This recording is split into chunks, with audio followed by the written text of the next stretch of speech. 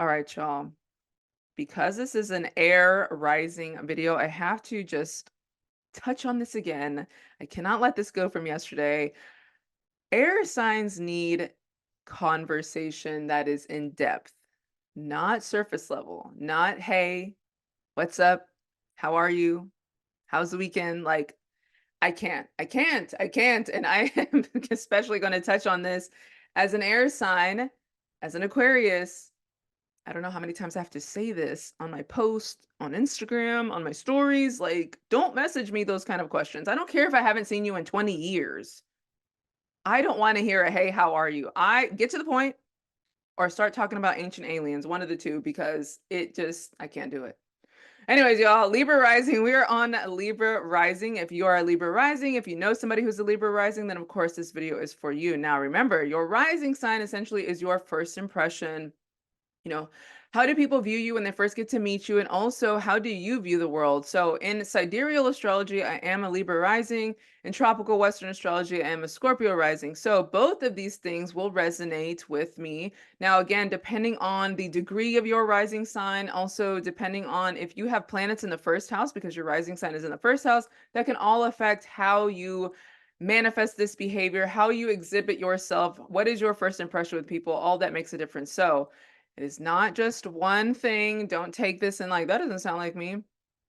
There's much more to it. So, if you're Libra rising, of course, an air sign, a communication sign, it's also ruled by the planet Venus, which has to do with things that you love, things that you value, but also things of beauty. So, a lot of times, Libras can be into things like art or music, or when you have a lot of Libra energy, you could be attracted to more of like man made beauty, man made art, as opposed to like a Taurus, which is also ruled by Venus, but that's more of like natural beauty, like nature, no makeup, people at their core. That's the kind of thing that is seen through Venus with Taurus.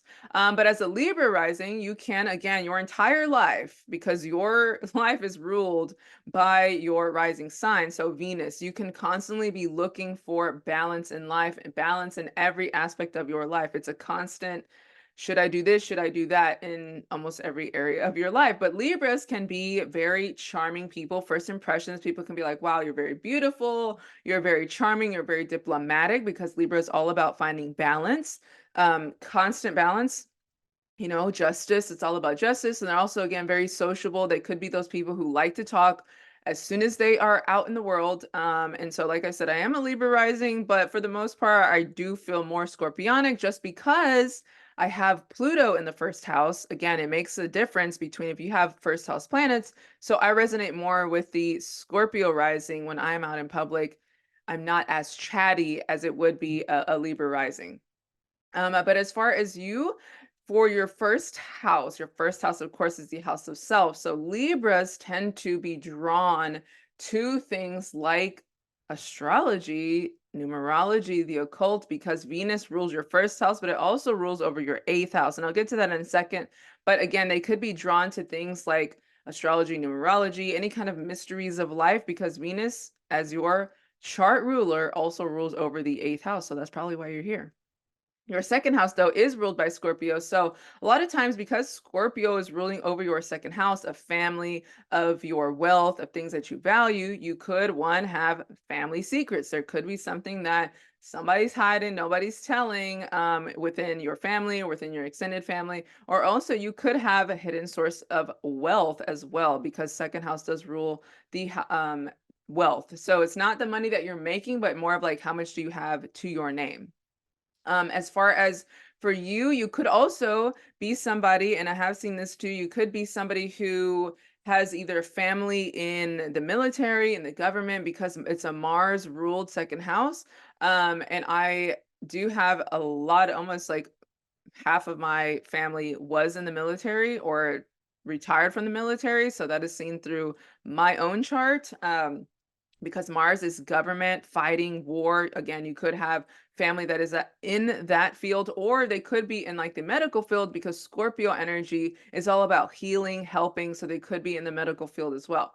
As far as your third house is ruled by Sagittarius. So the third house is the house of siblings, younger siblings, the house of traveling, short distance traveling. It's also the house of communication. So the way that you can communicate with your siblings or with your neighbors, because it's also neighbors, it could be in a more philosophical kind of way. You could communicate as a whole, because it's also like social media.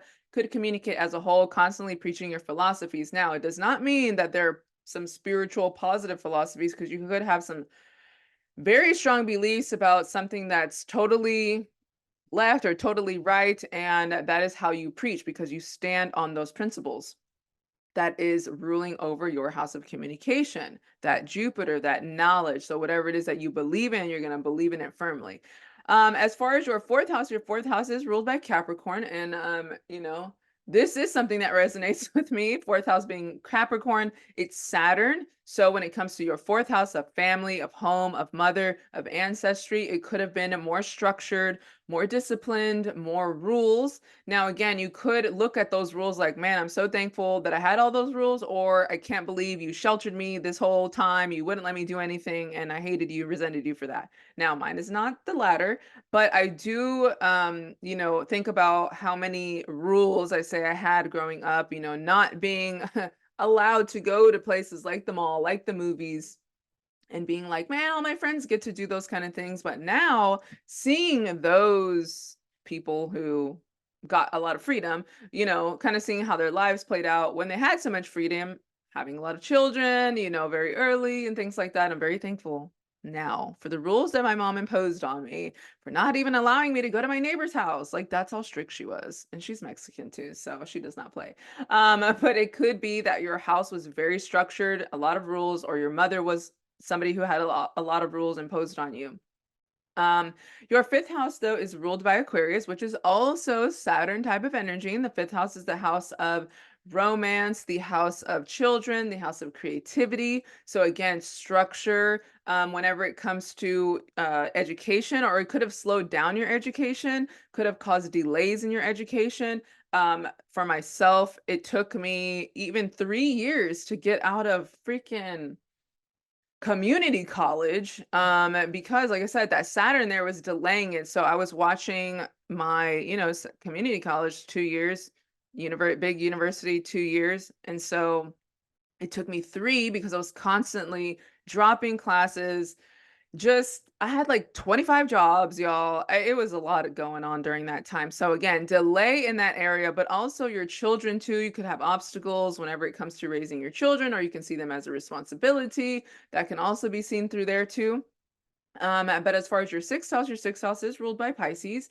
And Pisces, again, is Jupiter, Neptunian type of energy. So Libra risings tend to not have too many enemies as far as like, I have people out to get me all the time, but not so much anymore. It was more just on like on social media, a lot of controversy with the things that I would say at work, people doing the most. But not too many enemies, open enemies, like it would be for somebody who's like in power, like a president or something like that. But because it's you are balanced and your life revolves around balance, you don't have too many people going against you because you know how to say what you got to say in order to get them on your side, or to do what you got to do to gain through enemies. So that is something too that is seen through Libra risings. Again, they tend to be like people pleasers, or known to be people pleasing, known to be liars, because they are saying what they need to say in order to, again, find that balance. If I gotta lie to you that you don't really look fat,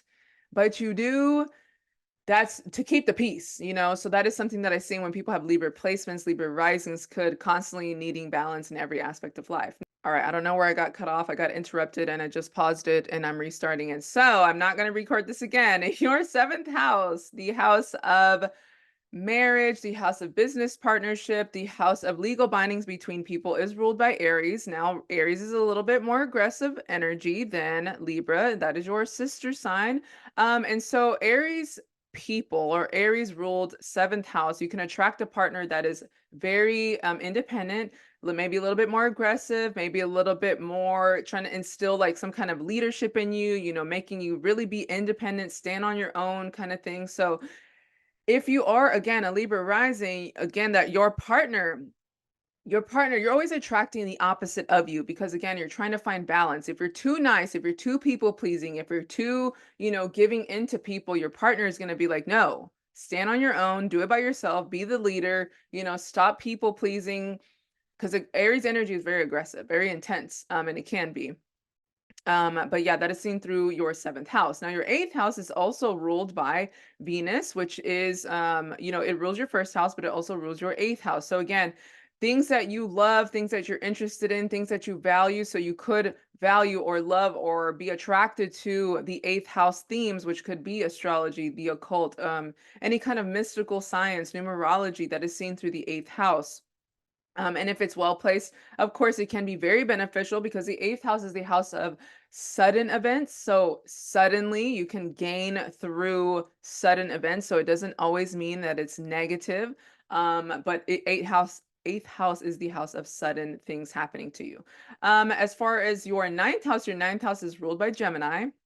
And so a lot of times whenever Libra risings travel, they can chat it up a lot of times with people of foreign land, foreign culture, love making conversation, very curious about things whenever they travel. Again, like I said, I'm a sidereal Libra rising, and whenever I do travel overseas, like I love, love, love talking to local people. Like I like to know about their culture, what do y'all do here? What's different about here than it is in America? I love, love, love talking to people when I travel. Now, as far as coming out here, I resonate more with like my tropical rising because that Pluto first house that I have is again very scorpionic. So it's kind of interesting to see the energy switch whenever I do travel. But as far as your 10th house, Libra risings, you are a 10th house ruled by the moon. So again, moon is mother, moon is like cancer-like energy, more nurturing type of energy. So you could be somebody who is of service to people, helping people. Teachers are seen through there, counselors are seen through there, any kind of social work, anything that revolves helping, nurturing people. Could also be cooking. But as an astrologer, again, helping people, I do, my readings are more like therapy. It's not so much because people usually do readings whenever they have a problem, a crisis, something's happening in their life to where they're not understanding it. And so, again, I can talk people through it, as I've been through many life situations, to where I can resonate and, of course, help people through whatever it is that they're going through. So, Libra Risings, again, a 10th house of service. Again, you can help and heal people through what you do in your job. As far as your 11th house is ruled by the sun. Now, with sun 11th house people, your ego, your pride comes from your network, people who you know, large organizations, even let's say famous people, people who are known. Again, spotlight attention. Your ego you gain through these people, through your network. Now, that is something too that I've seen within my own life. As if you follow me on social media, if you know me through the years, I do have a network of people in the music industry. I've known people through, again, I interned at the radio station, do all these things, making connections. And so I do constantly try to connect with them, doing readings with them, doing all these kind of things to where we can network and work together. Um, and so that is something that is seen through, again, sun ruling over your 11th house. Now, as far as your 12th house is ruled by Virgo, and Virgo energy is very calculative. It is very, critical, perfectionistic. And the 12th house is the house of the subconscious, the house of Pisces, the house of healing, the house of giving. It can be the house of giving through charity. And so for you, you could be somebody who's very calculative, like, where's my money going? I don't know if I want to give this to this person. It's again, like I said, it's very analytical and analyzing where are these things going? Why is this doing this? I had a reading yesterday. It was kind of interesting. I had a reading yesterday with somebody who has a Virgo degree in the 12th house. So for them, we're talking about their dreams and they overanalyze their dreams to the point of how can I apply this to today? Because again, Earth energy is very practical, practical in nature. So calculative. How do I apply this to now? We're not in la la land. We're not out here just doing whatever. Like, how can I apply this knowledge to make use of it today? So that is kind of seen through Virgo energy, through the 12th house of the subconscious, of dreams, of creativity. But overall, this is the general energy of Libra rising. Again, It's a lot more that goes into it. The degrees in your chart, the other planets aspecting your ascendant sign. So, if you would like a more in-depth reading with your as far as your birth chart, go ahead and hit me up on any social media platform, on my website. Let's talk, let's chat, let's get it done. Hopefully, I can piece this together the correct way because I had to stop a lot in this video and I'm not doing it again, y'all. So I will see y'all in the next video, which will be Scorpio rising. And y'all, I'm going in because that is my tropical rising sign.